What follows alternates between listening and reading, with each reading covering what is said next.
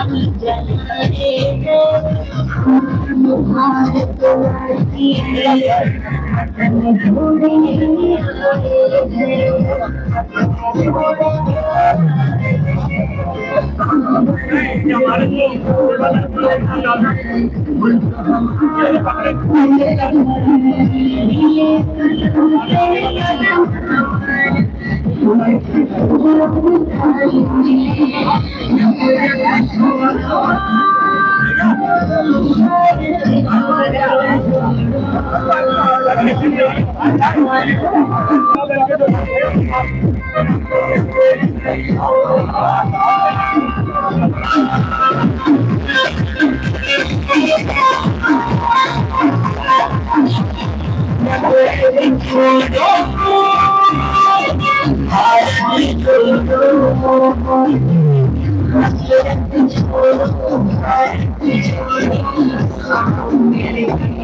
क्या है सर? आम खाना है जो गरीब ये खा सके।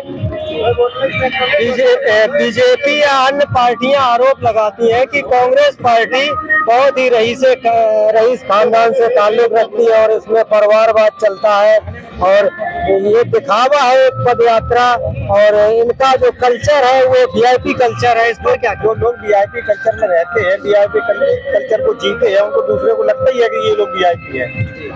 हम लोग तो जमीन से जुड़े हुए लोग हैं, किसान हैं, किसान के भी बच्चे हैं जो कि किसान के खाना खाते हैं अपना।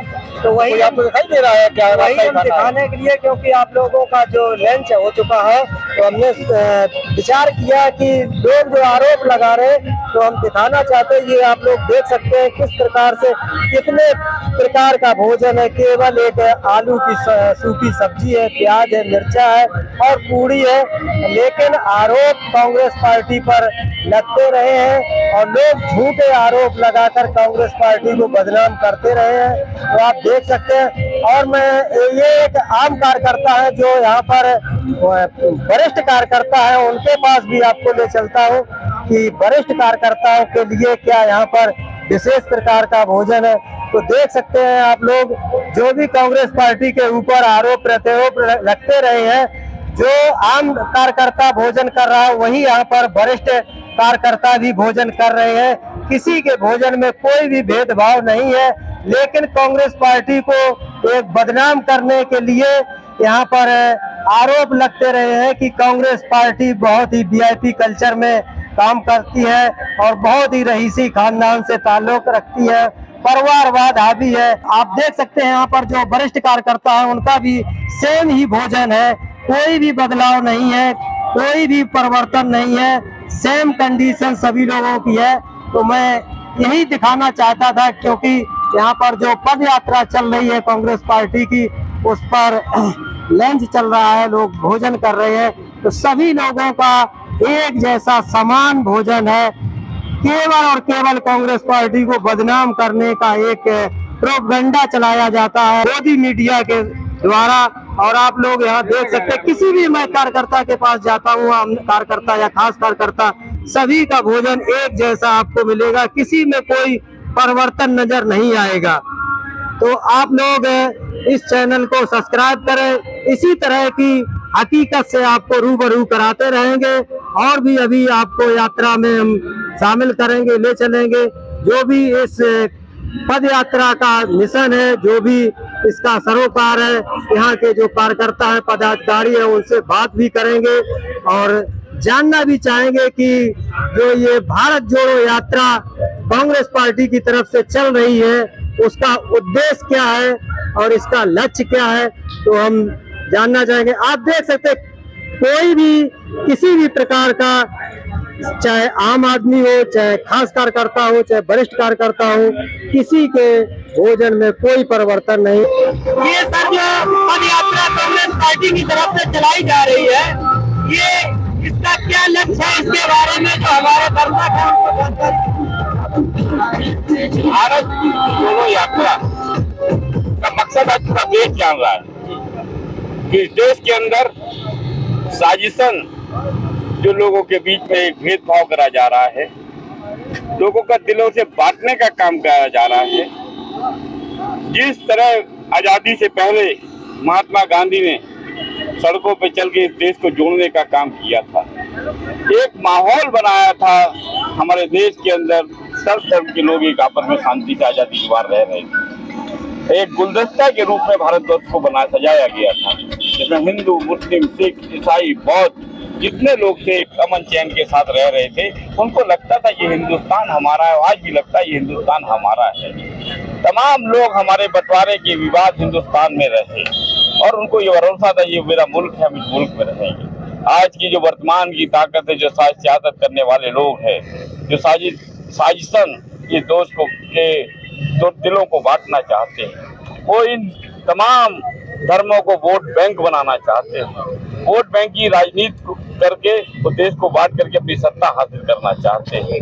उनकी मंसूबा है मंसूबा है वो देश का विकास नहीं करना चाहते, देश को घुमाना चाहते। देश की जनता उनसे ये ना पूछ सके कि हम इस देश का विकास क्या है, नौजवान ये ना पूछ सके हमारी नौकरियों का क्या है, महिलाएं ये नहीं पूछ सके कि महंगाई की वजह से हमारी रसोई नहीं चल पा रही, उस रसोई को चलाने का इंतजाम क्या है। इस तमाम मुद्दों को गुमराह करने के लिए वो लोगों के बीच में नफरत फैलाने का काम करते हैं और हमारे नेता सड़क पे उतर के लोगों के बीच में सीधा संवाद करके लोगों के दिले को जोड़ने का काम कर रहे हैं और विश्वास दिलाने के लिए उतरे हैं कि इस देश के अंदर जब तक कांग्रेस है इस देश को कोई बांट नहीं सकता, हिंदू मुस्लिम को कोई नहीं बांट सकता, सिख बौद्ध ईसाई जितने लोग हैं वो हमारे देश के नागरिक हैं, वो सम्मान पूर्वक देश के अंदर रहेंगे। सबको जीने का अपना बराबर अधिकार है, सबको इबादत का अधिकार है, सबको अपने तरीके से खाने पीने पहनने का अधिकार है, नौजवानों को अपने भविष्य के लिए तैयारी करने का अधिकार है। प्रदेश की ये बर्बर जो कांग्रेस विरोधी सरकार है, देश के